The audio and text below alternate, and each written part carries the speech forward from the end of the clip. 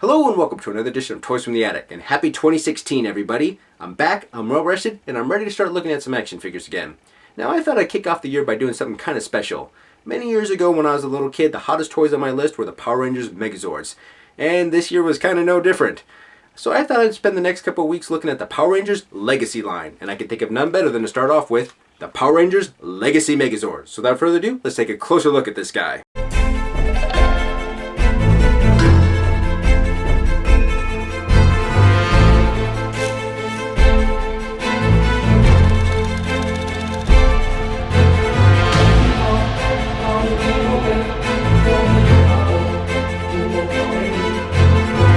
Called upon by the Power Rangers when the battles get tough, the Megazord is their most iconic weapon. Composed of the mighty dinosaurs, the Mastodon, Pterodactyl, Saber-toothed Tiger, Triceratops, and Tyrannosaurus first come together to form a powerful tank before engaging and transforming into Megazord mode. The Megazord's most powerful weapon is the Power Sword, which it summons to slice down monsters as a finishing move. Alright, so here we're taking a look at the Power Rangers Legacy Megazord. Now, a long time ago, I fell in love with the Power Rangers, as did many other kids, and I was a designated fan for a long time, up until about the Zeo saga. I was just kind of tired of having to collect a new set of Zords every single season, and I was just starting to get older and it was just not appealing to me as much anymore. However, there is and always will be a soft spot for me with the original Zord set. And I'm really happy that I got these figures. They're a nice display piece. However, I do have some issues with these guys. I'm going to start off with the Tyrannosaurus Rex. I mean, he is sculpted very nicely. You can see a lot of the nice little detail in the panel work right here on his arms, his face, the little sculpted area on his tail, and the paint deco on him is very, very, very good. I also like that they remembered to include his mouth cannons right here, the things that he shot out like when he would take out bad guys or Rita's monsters just on his own.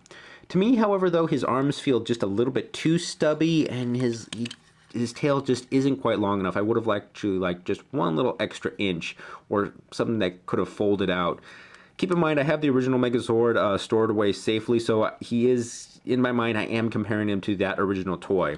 I do like the fact that they added a lot of die cast to him. His hips right here are this nice solid metal. It gives him a nice weight and heft. It would have been also nice, though, if they added some die cast in other areas other than just one spot on him.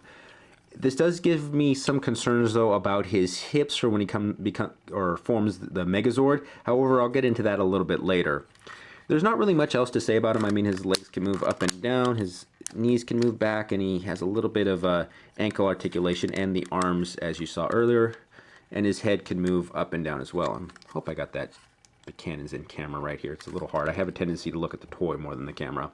Next, we're going to take a look at the Triceratops, and this is where the toys start to fall a little bit short for me.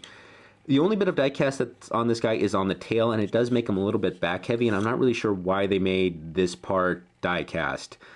It doesn't really do anything for when it forms the Megazord or the tank mode. It just kind of sits there. It would have been kind of nice if they added a little bit of die cast for the horns, so you could get some nice metal horns as opposed to these plastic ones. And considering that you're mostly going to be looking at the toy head on, yeah, it would have been nice to have a little bit more metal right there. I don't also know why they added the brand or trademark or stamp right here, serial number stamp right here on the side. That's something that's usually relegated to the bottom or the back of the particular toy, an area where you're not going to see it. So yeah, that's just something that I'm kind of questioning why they did that. The other downside about this guy is he no longer has wheels. This Zord, the only thing that this Zord could do in the original Megazord was roll, and so they took that away from him. So he just kind of sits there as a brick. That's kind of funny and sad. The Saber-toothed Tiger is not much better, I'm afraid, either. It still has good sticker work, sculpting-wise. The paint application isn't as vast as the Tyrannosaurus. I mean, it is the main character that you're going to be looking at mostly. So yeah, it's just kind of sparse around here. The same thing is the tail is the only spot that has die cast on it. I would have liked it if the front legs were die cast as well, considering that you're going to be seeing those as well. And just as with this Triceratops, the wheels are just molded in, so they no longer roll. That's just kind of a bummer for me. It's a little sad. The Mastodon, however, this guy has a lot of good heft to him. He's about the size of a softball. He's probably the next best one to the Tyrannosaurus. Considering that he actually forms the arms, he has a lot of die cast that's actually built in underneath the little shoulders right here. You'll actually see that when we get into Megazord mode. So this one I actually will say is the second best next to the Tyrannosaurus.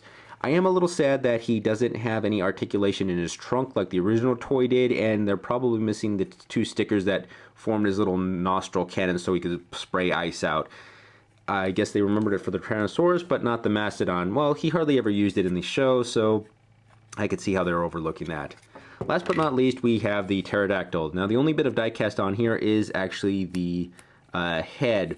With the white paint on it, you can actually probably miss that this thing actually has any diecast material or parts on it at all. And the paint job makes the detailing just a little bit dulled, kind of almost cartoony and childish. I would have liked it too if they added a little bit of die-cast wings or had the whole chest plate as a type of die-cast material. They could have easily done that with plastic screwed into metal, but that would have just been nice for Megazord mode to have them just have something that's kind of a metal chest. There's not really much else to say about the Zords individually, so let's actually combine them into tank mode.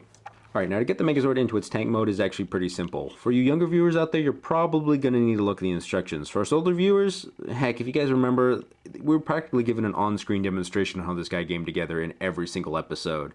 So yeah, we don't really need to look at the instructions. Anyways, we're going to take the Triceratops and move the tail all the way around like so. And then we're pretty much going to do the same thing for the saber-toothed tiger, just move the tail all the way around. Fold the back legs up and in. Move the tusks up so that they don't get in the way for when it forms the foot. And then we're going to take the legs and move them up as well. Alright, get those together off to the side. Next we're going to take the Tyrannosaurus and just move the legs back just a little bit so that they're kind of flat, almost like he's squatting down. Then we're going to take the Triceratops, peg that right here onto this side. Do the same thing for the saber-toothed tiger. And then next comes the Mastodon. We're going to take the head and pop that right off. Pull out the little handle for when it forms the shield. And stick that right on the little hole right here on the Tyrannosaurus. I wish it would have stayed up a little bit more, but it just seems to kind of want to hang limply right there. Next we're going to take the rest of the body of the Mastodon. Fold the shoulders up just a little bit so we can get the arms all the way back like so. Unfold these out. And mine keeps wanting to snap off of its socket right here. I don't know if that's just mine or with all of them. We're then going to take these little pegs right here and snap them right into these little joints back here. There you go. Snap these off to the side right here.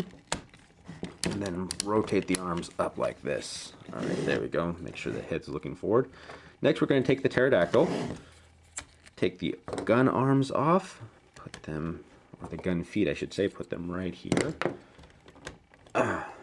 Then take the pterodactyl and try to snap it back here into place as best you can. There you go, so it holds, and there you go. The Megazord is now in its impressive tank mode, ready to roll up on the bad guys and shoot at them, which really doesn't harm them that much, so that's why they always have to form the Megazord. Yeah, they hardly ever use this mode in the original show, except to get into the Megazord mode itself. I will say that this is actually still pretty impressive, even though it's a little bit smaller and thinner than the original one. It does still seem, it's just, like I know I'm repeating myself, but it's still actually pretty cool to see it in its tank mode right here. I do wish that the guns were a little bit bigger like on the original one, because that was something that kind of helped with a little bit of its bulk and mass. It was just, these things were just a little bit more fatter, so it seemed to fit with the whole arms and aesthetics as it looked out. But yeah, it's still actually pretty cool. So without any much else to say about this thing, I do still wish that, this is where I wish that the wheels back here still rolled, so it kind of could roll along and pull along. Now it just kind of drags on the table if you're going to be moving it along. However, yeah, this isn't something really to play with. It's more of a display piece, like you said. So you're either going to have it in this mode or the Megazord mode. Speaking of which, let's go with Megazord sequence, activate. Now with the Megazord sequence initiated, we're going to start off by taking his guns off of the arms right here, or off the tank mode I should say, and then flipping these legs all the way around. You might need to rotate the forearms forward just a little bit so that they can clear the space to get in there. Don't worry, they did that in the original show too, so it's pretty common. Next we're going to take the Mastodon head off the chest right here, as well as the pterodactyl. We're going to take that off the back. Might as well just take the tail, slide it up right here, and then we're going to take the legs, or the feet, fold them all the way up, make sure that they're nice and at a nice right angle. And then we're going to take the legs and then move them all the way down so that they're straight, and then move the hips down as well. There we go. Move the arms, might as well get him positioned right here. Move the arms down like so. Move the shoulders up. Take the chest plate of the Tyrannosaurus Zord, move that down, and then try to get the head down all the way folded in. So, it's a little bit tricky. There we go. There we go, finally. Then we're going to take the two guns and place them right here on the back of the Megazord so that they can form exhaust pipes, I guess. We're going to take the pterodactyl, fold the head back, fold the wings in, and then that's just going to snap right here onto the chest. There we go. And then we're going to take the head crest, move them out to the side, and there you go. He is now ready to be the Megazord. Megazord sequence activate. Oh, I should also say that we can take the accessories now, the Mastodon shield, put that in one of his hands. There you go. He's always to protect against laser blasts or power it up and punch it at people, if you remember the Sega video game, like I did, or I had. And then we're going to take the power sword and then put it into his hand. And there you go. Probably going to need to move him back just a little bit so you can get a full display of the Megazord itself. I will say that, yeah, altogether this guy really is impressive, and there's a lot of good heft and weight to him once you get all the die-cast parts and figures together. Some of the disappointments I will say is, one is with the guns right here, or the exhaust parts. I do wish that the pegs, or it was molded slightly different so I could actually fit it in the hand right here. That was one thing I always really liked to pretend with the original one, is like, oh yeah, it's actual, these were actual blasters that he could pull off and use if you want to do some extra long range attacks. Now, the other issue I had, like I said, with the original Tyrannosaurus is the hips right in here. Is you can kind of see that there's this little tiny plastic bar that's actually holding the entire weight of the figure, actually. It's holding both of these die-cast legs, and there's a little bit of wiggle right there. I'm really scared that those are going to break over time, especially if you pose this guy or transform him too much in between his modes. So this guy's pretty much going to stay in this Megazord mode. If anything, I don't think I'm even going to have him in the tank mode or separated into his individual Zords. Just for that very reason, is because I'm afraid that's going to break on me. I wish that was an actual metal piece in there just to give me a little bit more peace of mind. peace of mind. But yeah, so that's the one downside. Along with some of the other things, like I said, about wishing there was a few more die-cast parts here and there. This guy's still a pretty good figure. He's a nice display piece. I mean, yeah, it's not, he doesn't have that playability factor like the original Megazord had. I mean, that one was a toy. This one is an anniversary thing for nostalgic people like me. So yeah, he is, I know I keep saying it and repeating myself, but yeah, he's really actually quite impressive once you get him all together. That being said, yeah, if you guys really like this guy and really want to get one, they have a second printing of these guys, so try to snag them up while you can. Once again, thank you for watching. If you enjoyed what you've seen today, please feel free to like, subscribe, or leave a comment below in the comment section. Any advice for the show will be greatly appreciated. Who knows, something you suggest may appear on the show in the future.